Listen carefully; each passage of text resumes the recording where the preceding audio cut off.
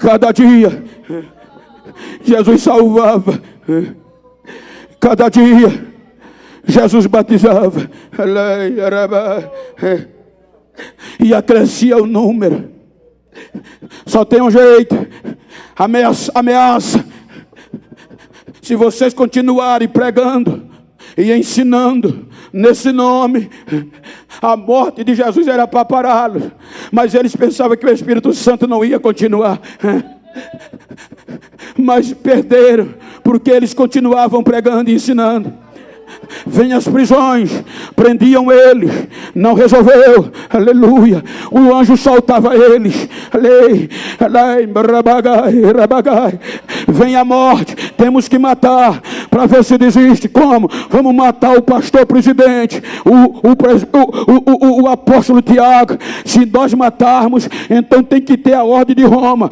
Fala com Herodes. Herodes disse: se vocês querem, eu vou aumentar o ibope, vou decapitar e a obra vai parar. Eles pensavam que o Espírito Santo dependia do homem, que o Evangelho de Cristo era poder intelectual. O Evangelho de Cristo é poder de Deus e salvação para quem crê. A igreja crescia. Aí disseram: eles são ignorantes.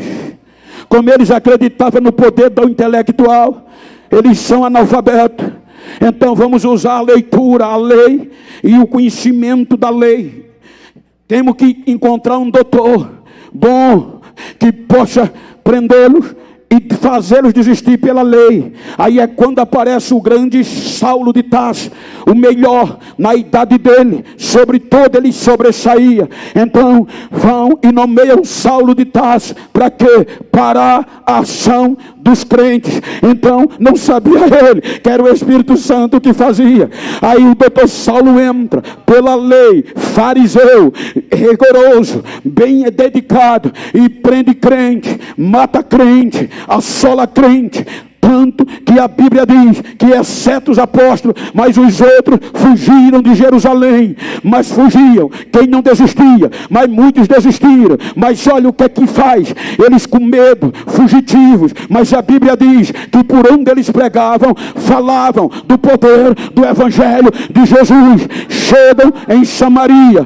Quem chega em Samaria não é uma comitiva, não tinha congresso, não era 13º ano, era o primeiro aniversário da igreja. Aí vai, como não teve festa, que é que teve? Perseguição. Queriam acabar no primeiro ano. Aí o que é que acontece? Aí Filipe, com medo, foge, sem dinheiro, sem hotel pré-estabelecido, sem um boi dourado para encher a barriga como eu.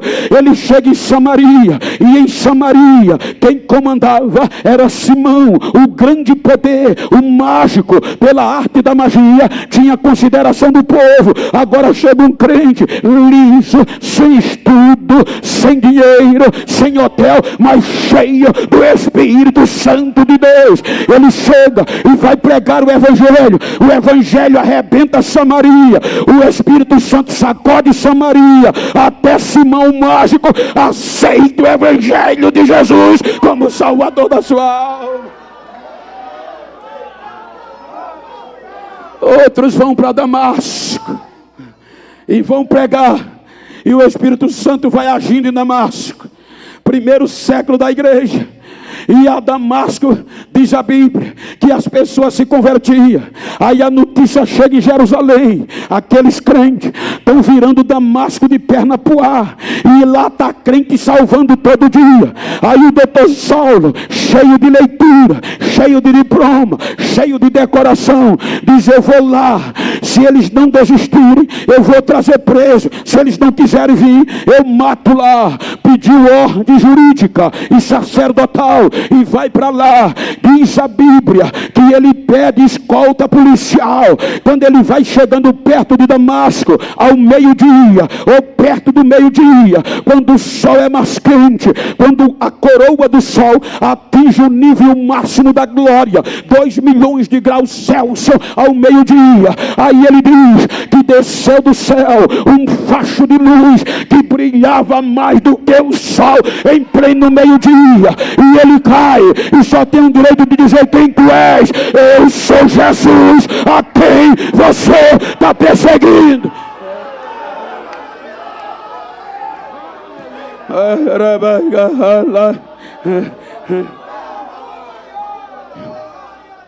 Já chega em Jerusalém, já nem volta para Jerusalém, desculpe, mas já entra em Damasco, rebocado, crente, com 3 dias de jejum, sem beber e sem comer. Aí Jesus, para mostrar a ele que o seu evangelho não é baseado em intelectualidade, mas no poder do Espírito Santo. E aí ele vai, escute o que eu estou dizendo, não estou pregando que você não é para estudar, estude, só não pode dar mais vazão ao estudo do que a unção e a propriedade do Espírito Santo. Então agora Jesus vai onde estava um crente pobre, já medroso, semi-analfabeto, Ananias, vinha um jovem para aqui, e eu ceguei ele está na rua tal, na casa tal, no número tal. Eu quero que você vá lá, ore por ele, que eu quero curá-lo e enchê-lo do meu espírito. Aí o que é que acontece? Ananias vai lá, estende as mãos: irmão Saulo, o Jesus que te apareceu no caminho me enviou aqui, eu vou orar, você vai ser curado e depois vai ser batizado no Espírito Santo. Quando ele ora, as escamas caem, o doutor se levanta e o Espírito pega ele, e o doutor é cheio do Espírito Santo de Deus. Agora não persegue mais a igreja, entra no anonimato. Agora os crentes que se converteram no poder do Pentecoste,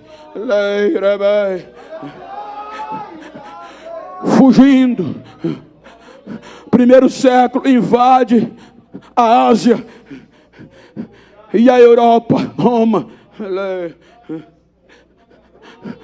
49 anos depois de Cristo é quando o imperador Cláudio assume o Império Romano, e Roma não impedia que as pessoas igrejas, migrantes, adorassem os seus deuses, porque era tudo jogo político e econômico. Então, quem chegava em Roma, poderia adorar o seu Deus, desde que reconhecesse que César era maior do que o seu Deus. Por exemplo, antes de cultuarem, antes deste povo, na ação do Espírito Santo entrar em ação, quem chegava em Roma, sendo judeu ou não, me ajuda aqui, companheiro, tinha que fazer isso. Quando eles se encontravam na rua de Roma, se curvava, e olhe que era cerca de 1 milhão de habitantes, era muita muvuca. Eles se curvavam e diziam Siquirion, o outro respondia Sequirion, que no original é César, é o único Senhor, e passavam. Esta era a saudação. Mas agora os crentes chegaram lá cheios do Espírito Santo e não podia reconhecer César como Senhor, mas se não reconhecesse era risco de vida. Mas eles esperavam tanto que agora crente, quando encontrava o outro lá em Roma, mudava o linguajar, já vinha, não se curvava, apertava a mão e dizia Maranata. O outro dizia Maranata, ora vem Senhor Jesus. Jesus é o Senhor, Jesus é o Senhor.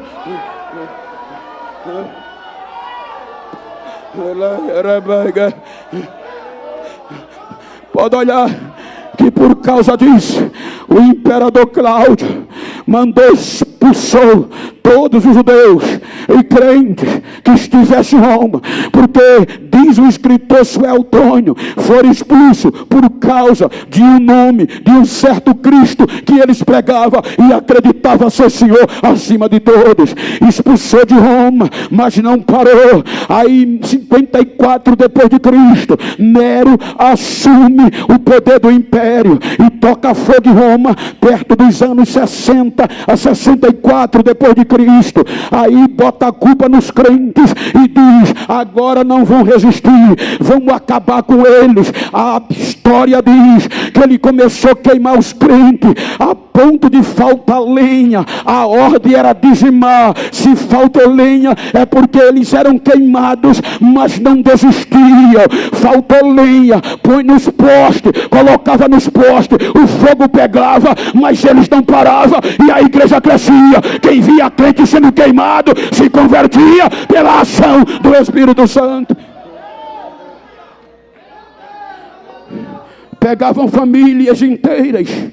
Olha, se a mente humana é capaz de suportar isso, se não for a ação do Espírito. Jogavam nas arenas. Eu tive o prazer de 2 vezes andar onde eles foram massacrados pelos animais, com a família inteira. Os filhinhos não entendiam, agarrava nas vestes das mães, dos pais, os soldados bravos, e as crianças diziam: papai, o que é que vai acontecer, papai? Papai dizia: está vendo aquela grade ali, filho? Ô, papai, daqui a pouco ela vai levantar e os leões vão vir ao nosso encontro. Mas nós não podemos negar a Jesus Cristo, filho.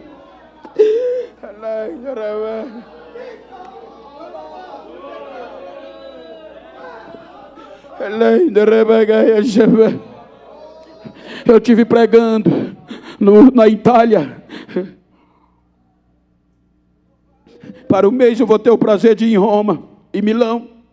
Eu tive pregando num congresso missionário em Turino. E depois que eu preguei, segunda-feira o pastor me pegou no hotel e disse: Bento, eu vou te mostrar alguns pontos que o império fez tudo para parar a igreja. Eu chorava quando eu passava por aqueles lugares. Aí ele disse: não deu tempo, Bento, senão a gente ia no corredor do fogo lá em Roma. Mas conta, pastor. Ele disse: o imperador quis parar a igreja, Bento, e mandou fazer um tacho bem enorme, grande, e marcou o dia que ia mostrar que Jesus estava morto e que esse Espírito Santo não atuava. Aí mandou prender os crentes que pudessem e colocar em buracos subterrâneos. E marcou o dia do holocausto. Chegou o dia do holocausto, a prova de que o Espírito Santo não agia. Aí o que é que ele faz? Chega o imperador, a praça lotada de romanos, começam a aplaudir e cantar louvores aos deuses humanos. E os crentes acorrentados um no outro, de 2 em 2, botaram azeite no tacho e mandou tocar fogo no azeite inflamável. Quando a labareda estava no ápice da sua altura, o imperador deu ordem aos soldados: vá, tire-os do buraco, e de 2 em 2, se eles não desistirem, jogue no tacho. Aí os soldados iam, arrastava de 2 em 2 encorrentado, um acorrentado no outro. Aí dizia: ou vocês desistem, ou a gente vai conduzir vocês entre as tochas até aquele tacho. Os crentes queriam saltar um do outro, quebrar a corrente. Aí eu perguntei: pastor, quando eles viram o fogo e o azeite, queria saltar para correr? Ele disse: não, Bento, eles estavam tão cheios da ação do Espírito Santo, que quando viam o fogo, olhavam para o outro e diziam: me solta, que eu quero chegar lá primeiro que você, eu quero ver o meu Jesus primeiro que você. Aí os soldados pegavam eles, Luciano, e levavam, porque eles não desistiam, e jogavam dentro do fogo. Quando o fogo fazia barulho, que a labareda crescia, os romanos ovacionavam o imperador. Mas o pastor disse: não deu 20 minutos, a praça silenciou. Mas o que é que houve, pastor? O imperador baixou a cabeça, porque os crentes que ele mandou jogar dentro do fogo com corrente, agora começaram a pular de dentro do fogo, sem nenhuma queimadura, e as correntes quebradas, ficaram em pé, na beira do fogo, cantando e dando glória, e dizendo: os deuses de Roma são fracos, o imperador é fraco, mas o meu Jesus é Deus da água, é Deus do fogo. O meu Jesus é Deus da água, é Deus do fogo.